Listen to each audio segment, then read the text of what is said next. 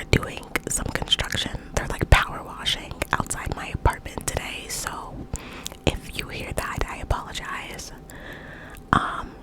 And also it's extremely windy today in Florida, so you'll probably hear like some wind, like howling now and again. Just ignore it, okay?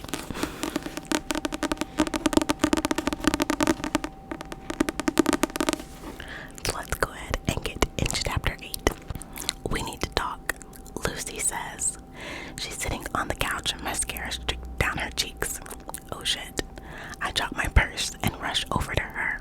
As soon as I sit down next to her, she starts crying. What's wrong? Did Alex break up with you? She starts shaking her head, and then I really start freaking out. Please don't say cancer. I grab her hand, and that's when I see it. Lucy, you're engaged. She nods. I'm sorry. I know we still have 6 months left on the lease, but he wants me to move in with him. I stare at her for a minute. Is that why she's crying? Because she wants out of her lease? She reaches for a tissue and starts tapping her cheeks. I feel awful, Lily. You're going to be all alone. I'm moving and you won't have anyone. What the? Lucy, I'll be fine, I promise. She looks up at me with hope in her expression. Really? Why in the world does she have this impression of me? I nod again. Yes, I'm not mad. I'm happy for you. She throws her arms around me and hugs me. Oh, thank you, Lily. She starts giggling in between bouts of tears. When she releases me, she jumps up and says, I have to go tell Alex. He was so worried you wouldn't let me out of my lease. She grabs her purse and shoes and disappears out the front door. I lie back on the couch and stare up at the ceiling. Did she just play me? I start laughing because until this moment, I had no idea how much I've been waiting for this to happen. The whole place to myself. What's even better is when I do decide to have sex with Ryle, we can do it over here all the time and not have to worry about being quiet. Alright, you guys, I feel like I need to put a disclaimer in. This book might get spicy. Just so you know. Okay, let's keep going. The last time I spoke to Ryle was when I left his apartment on Saturday. We agreed on a trial run. No commitment yet. Just a relationship feeler to see if something we both want. Just a relationship feeler to see if it's something we both want. It's now Monday night and I'm a little bit disappointed I haven't heard from him. I gave him my phone number before we parted on Saturday, but I don't really know texting etiquette, especially for trial runs. Regardless, I'm not texting him first. I decided to occupy my time with teenage angst and Ellen DeGeneres instead. I'm not about to wait around to be beckoned by a guy I'm not even having sex with. But I don't know why I assumed that reading about the first guy I had sex with will somehow get my mind off the guy I'm not having sex with. Dear Ellen, so we're going into our journal entries. My great-grandfather's name is Ellis. My entire life, I thought that was a really cool name for such an old guy. After he died, I was reading the obituary. Would you believe that Ellis wasn't even his real name? His real name was Levi Sampson, and I had no idea.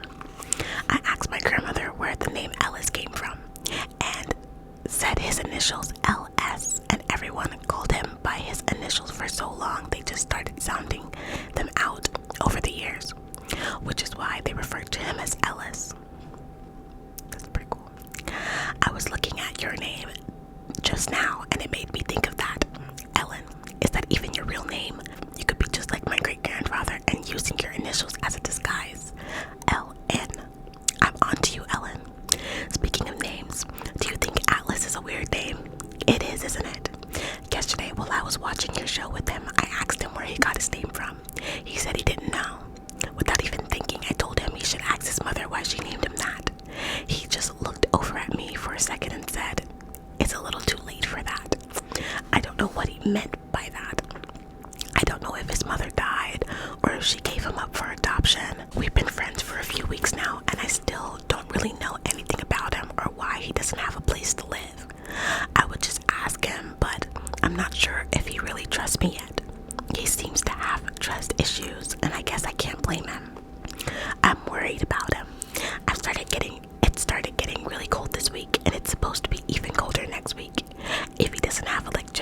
means he doesn't have a heater. I hope he at least has blankets.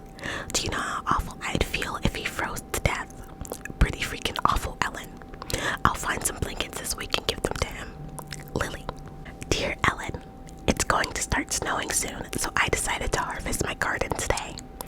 I had already pulled the radishes, so I just wanted to put some mulch and compost down, which wouldn't have taken me long, but Atlas insisted on helping.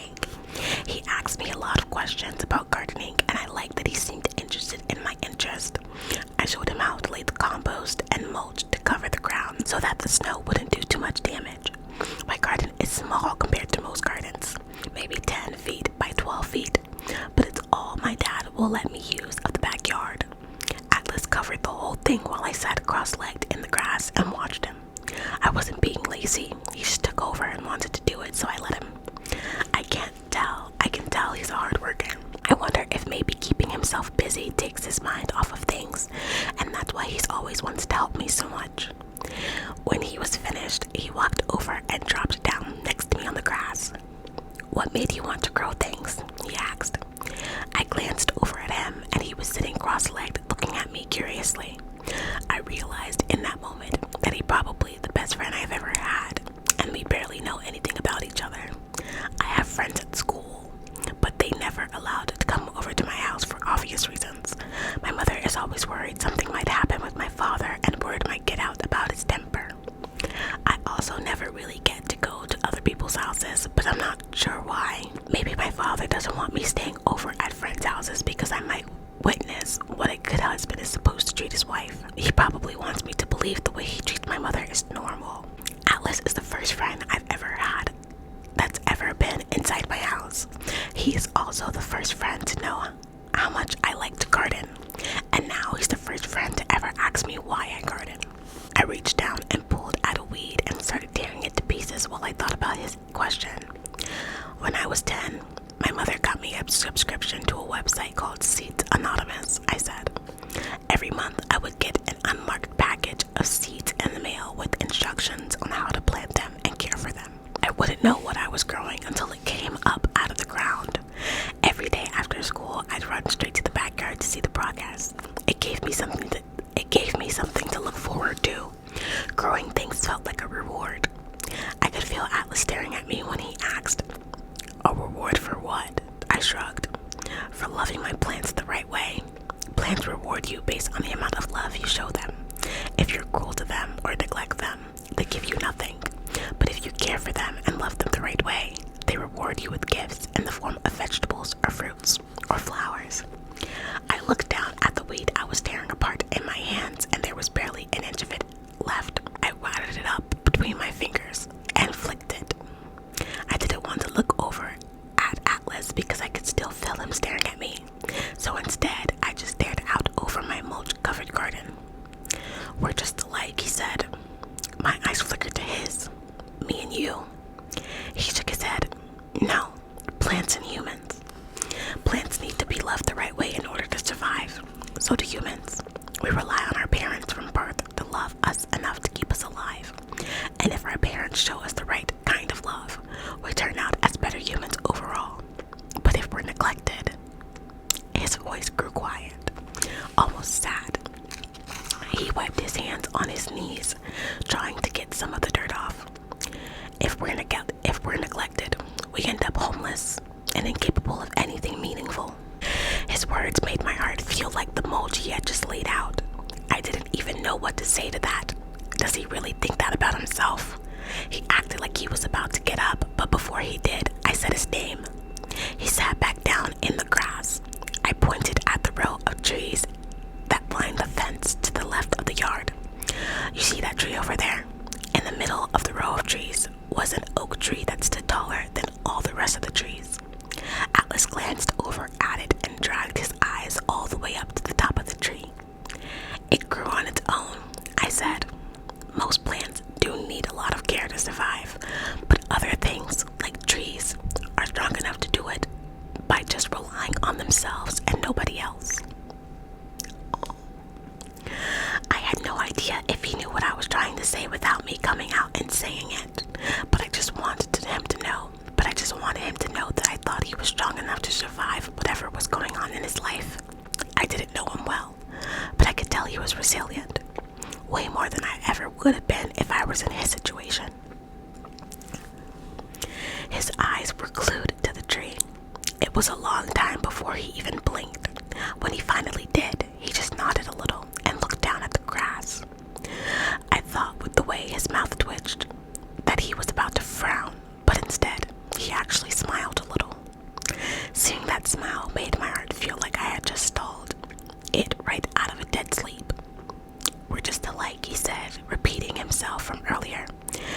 plants and humans?"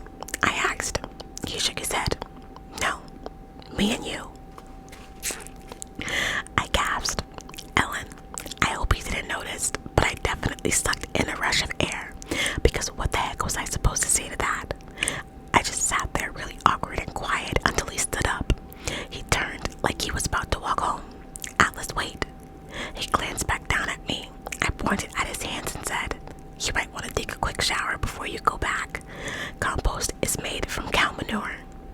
He lifted his hands and looked down at them and then looked down at his compost-covered clothes. "Cow manure? Seriously?" I grinned and nodded. He laughed a little, and then before I knew it, he was on the ground next to me, wiping his hands all over me. We were both laughing as he reached to the bag next to us and stuck his hand inside, then smeared it down my arms. "Ellen, I am confident that the next sentence I am about to write has never been written or spoken aloud before." When he was wiping that cow shit on me, it was quite possibly the most turned on I have ever been. "Babe, what are you doing?" After a few minutes, we were both lying on the ground, breathing hard, still laughing. He finally stood up and pulled me to my feet, knowing he couldn't waste minutes if he wanted to shower before my parents came home. Once he was in the shower, I washed my hands in the sink and just stood there, wondering what he meant earlier when he said we're just alike. Was it a compliment? It sure felt like one. Was he saying that he thought I was strong too? Because I certainly didn't feel strong most of the time. In that moment, just thinking about him made me feel weak. I wondered what I was going to do about the way I was starting to feel when I was around him. I also wondered how long I can keep hiding from him. I also wondered how long I can keep hiding him from my parents, and how long he'll be staying at the house. Winters in Maine are unbearably cold, and he won't survive without a heater or blankets. I gathered myself and went in search of all the spare blankets I could find. I was going to give them to him when he got out of the shower, but it was already 5 and he left in a hurry. I'll give them to him tomorrow. Lily. Dear Ellen, Harry Connick Jr. is freaking hilarious.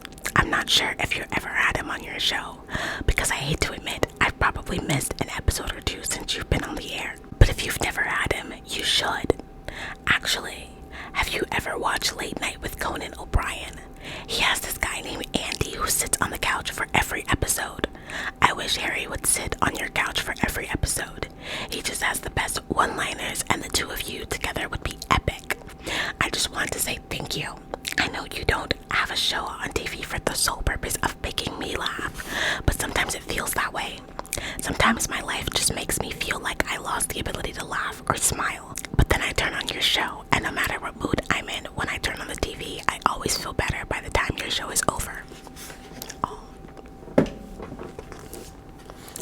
So yeah, thanks for that. I know you probably want an update on Atlas, and I'll give you one in a second. But first, I need to tell you about what happened yesterday. My mother is a teaching assistant over at Primer Elementary. It's a bit of a drive, and that's why she never gets home until around 5 o'clock. My dad works 2 miles from here, and he's always home right after 5. We have a garage, but only one car can fit in it because all of my dad's stuff. My dad keeps his car in the garage, and my mom keeps hers in the driveway.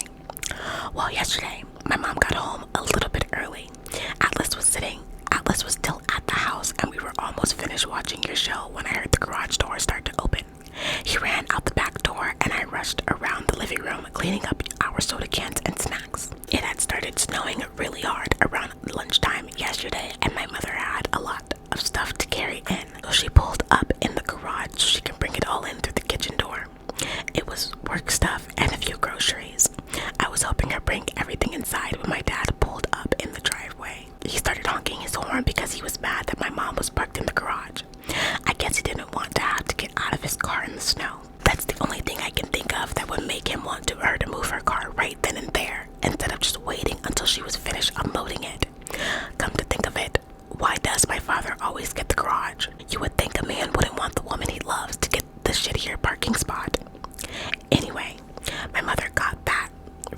scared look in her eyes when he started honking, and she told me to take all her stuff to the table while she moved her car out. I'm not sure what happened when she went back outside. I heard her crash, and then I heard her scream, so I ran to the garage thinking maybe she had slipped on ice. Ellen, I don't even want to describe what happened next. I'm still a little shocked by the whole thing. I opened the garage door and didn't see my mom. I just saw my dad behind the car doing something. I took a step closer and realized why I couldn't see my mom. He had pushed her down on the hood with his hands around her throat. He was choking her, Ellen. Oh my God. I might cry just thinking about it. He was yelling at her, staring down at her with so much hatred. Something about not having respect for how hard he works. I don't know why he was mad, really, because all I could hear was her silence when she struggled to breathe. The next few minutes are a blur, but I know I started screaming at him. I jumped on his back and I was hitting him on the side of his head. Then I wasn't. I don't really know what happened, but I'm guessing he threw me off of him. I just remember 1 second I was on his back and the next second I was on the ground and my forehead hurt like you wouldn't believe. Oh my God. My mother was sitting next to me, holding my head and telling me she was sorry. I looked around for my dad, but he wasn't there. He had gotten into his car and drove off after I hit my head. My mom gave me a rag and told me to hold it to my head because I was bleeding, and then she helped me to her car and drove me to the hospital. On the way there, she only said one thing to me. When they ask you what happened, tell them you slipped on the ice. When she said that, I just looked out the window and started crying because I thought for sure this was going to be the final straw, that she would leave him after he had hurt me. Oh, that's so sad. That was the moment I realized that she'd never leave him.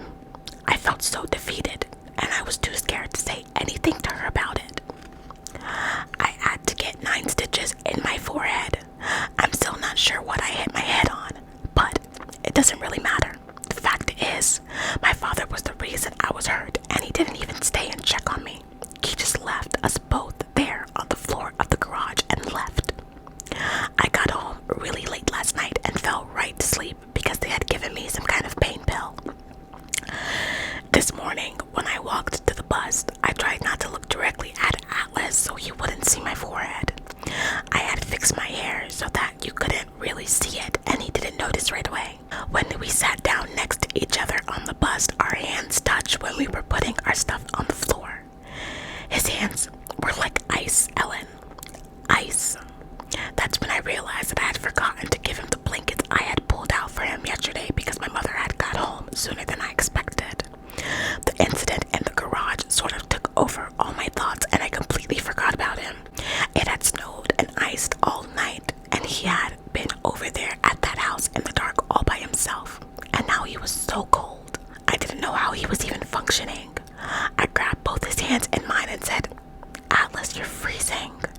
He didn't say anything. I just started rubbing his hands in mine to warm them up. I laid my head on his shoulder and I did the most embarrassing thing. I just started to cry. I don't cry very much, but I was still so upset about what happened yesterday, and then I was feeling so guilty and I forgot to take him blankets, and it all just hit me there on the ride to school. He didn't say anything. He just pulled his hands from mine, so I'd stopped rubbing them, and then he laid his hands on top of mine. We sat there like that the whole ride to school with our heads laid together and his hands on top of mine. I might have thought it was sweet if it wasn't so sad. On the ride home from school is when he finally noticed my head. Honestly, I had forgotten about it. No one at school even asked me about it, and when he sat down next to me on the bus, I wasn't even trying to hide it with my hair. He looked right at me and said, "What happened to your head?" I didn't know what to say. I just touched it with my fingers and then looked out the window. I've been trying to get him to trust me more in hopes he would tell me why he doesn't have a place to live, so I didn't want to lie to him. I just didn't want to tell the truth either. When the bus started moving, he said, "Yesterday after I left, I heard something going on over there. I heard yelling. I heard you scream, and then I saw your father leave. I was going to come check on you and make sure everything was okay, but as I was walking over, I saw you leaving in the car with your mother. He must have heard the fight in the garage and saw her leaving to take me to get stitches. I couldn't believe he came over to our house. Do you know what my dad would do to him if he saw him wearing his clothes? I got so worried for him because I don't think he knows what my father is capable of. I looked at him and said, Atlas, you can't do that. You can't come to my house when my parents are home. Atlas got real quiet and then said, I heard you scream, Lily. He said it like me being in danger trumped anything else. I felt bad because I know he was trying to help, but that would have made things so much worse. I fell, I said to him. As soon as I said it, I felt bad for lying. And to be honest, he looked a little disappointed in me because I think we both knew in that moment that that wasn't as simple as a fall. Then he pulled up the sleeves of his shirt and held out his arms. Ellen, my stomach dropped. I felt so bad. All over his arms were these small scars.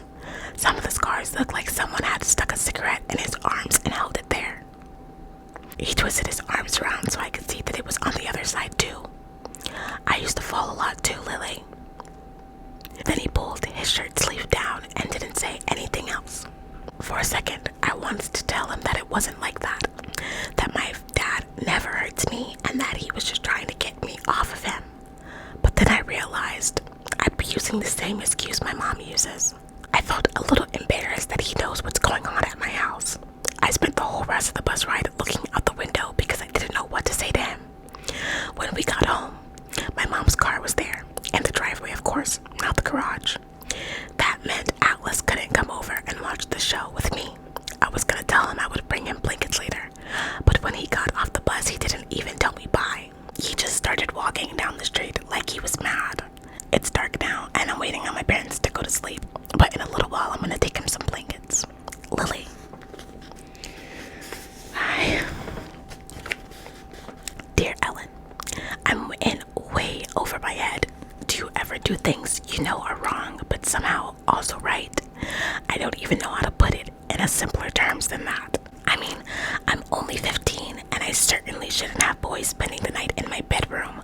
But if a person knows someone needs a place to stay, isn't it that person's responsibility as a human to help them?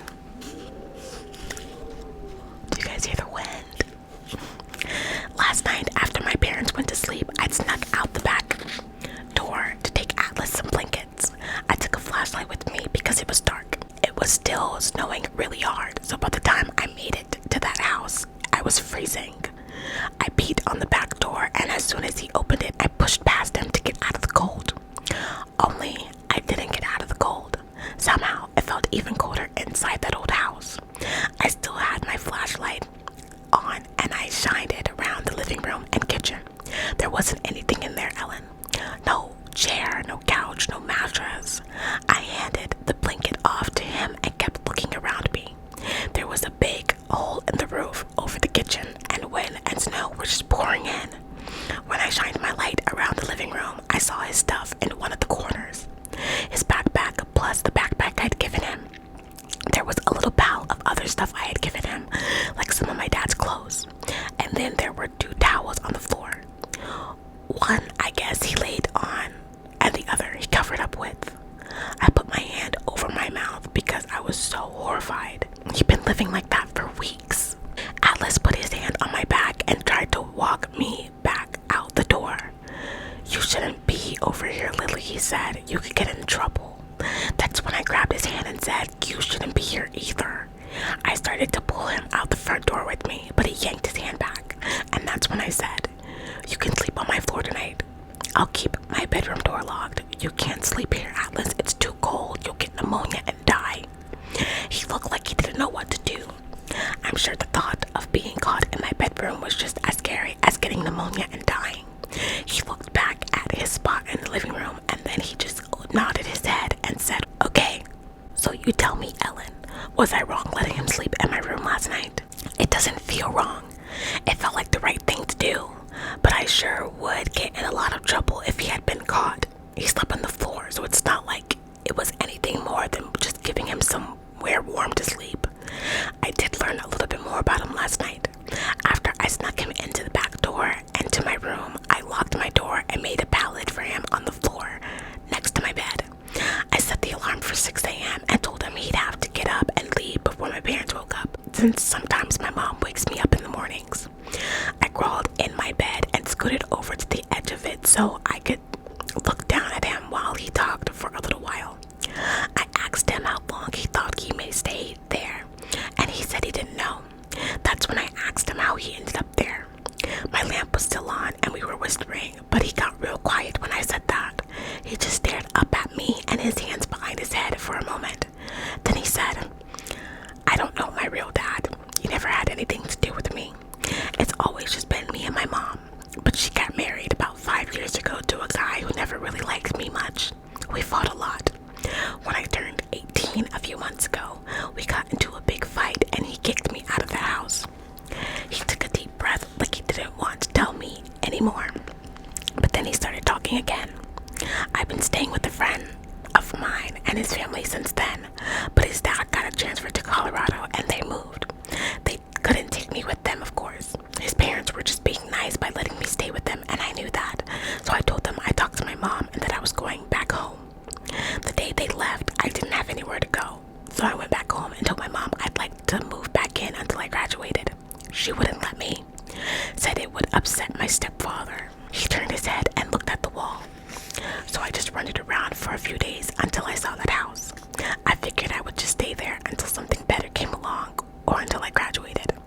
I'm signed up to go to the Marines come May, so I'm just trying to hang on until then." May is 6 months away, Ellen. 6. I had tears in my eyes when he finally finished telling me all that. I asked him why he didn't just ask someone if they could help him. He said he tried, but it's harder for an adult than a kid, and he's already 18. He said someone gave him a number for some shelters who might help him. There were these shelters in a 20-mile radius of our town, but 2 of them were for battered women. The other one was a homeless shelter, but they only had a few beds, and it was too far away for him to walk there if he wanted to go to school every day. Plus, you have to wait in a long line to try and get a bed. He said he tried it once, but he feels safer in that house than he did at that shelter.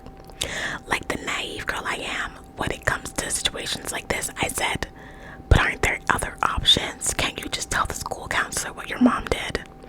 He shook his head and said, "He's too old for foster care. He's 18, so his mother can't get in trouble for not allowing him to go back home. He said he called about getting food stamps last week, but he didn't have a ride or money to get to the appointment. Not to mention, he doesn't have a car, so he can't very well find a job. He said he's been looking though. After he leaves my house, in the afternoons, he goes and applies to places, but he doesn't have an address or a phone number to put down on the application, so that makes it harder for him." You guys, this is so sad. I swear, Ellen, every question I threw at him, he had an answer for. It's like he's tried everything not to be stuck in this situation, he said, but there isn't enough help there for people like him. I got so mad at his whole situation, I told him he was crazy for wanting to go into the military. I wasn't so much whispering when I said, "Why in the heck would you want to serve a country that has allowed it to end up in this kind of situation?" You know what he said next, Ellen? His eyes grew sad and he said, "It's not this country's fault my family doesn't give a shit about me." Then he reached up and turned off my lamp. "Good night, Lily," he said. I didn't sleep much after that. I was too mad. I'm not even sure who I'm mad at. I just kept thinking about our country and the whole world and how screwed up it is that people don't do more for each other. I don't know when humans started looking out for themselves. Maybe it's always been this way. It made me wonder if there were other kids out at our school who might be homeless. I go to school every day and internally complain about it most of the time, but I never once thought that school might be the only home some kids have. It's the only place Atlas can go and know he'll have food. I'm gonna cry, this is so sad.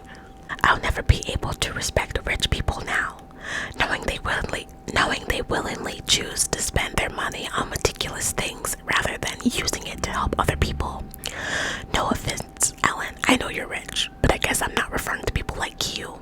I've seen all the stuff you've done for others on your show and all the charities you support, but I know there are a lot of rich people out there who are selfish.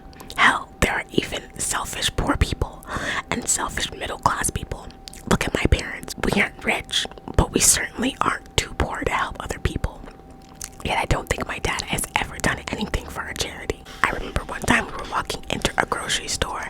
and an old man was ringing a bell for the Salvation Army. I asked my dad if we can give him some money, and he told me no, that he works hard for his money and he wasn't about to give it away. He said it isn't his fault that other people don't want to work. He spent the whole time we were in the grocery store telling me about how people take advantage of the government, and until the government stops helping those people by giving them handouts, the problem won't ever go away. Ellen, I believed him.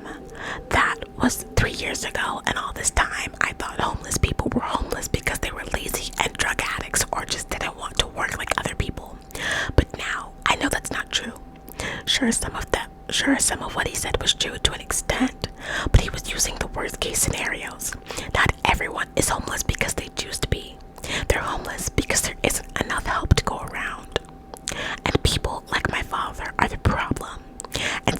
Instead of helping others, people use the worst case scenario to excuse their own selfishness and greed. I'll never be like that, I swear to you. When I grow up, I'm going to do everything I can to help other people. I'll be like you, Ellen. Just probably not as rich. Lily. Okay, you guys. That was chapter 8. That one was not what I was expecting. I thought it was gonna be like a sexy time kind of vibe, you know, like we're gonna get some sexy time going on, but it was pretty heavy stuff.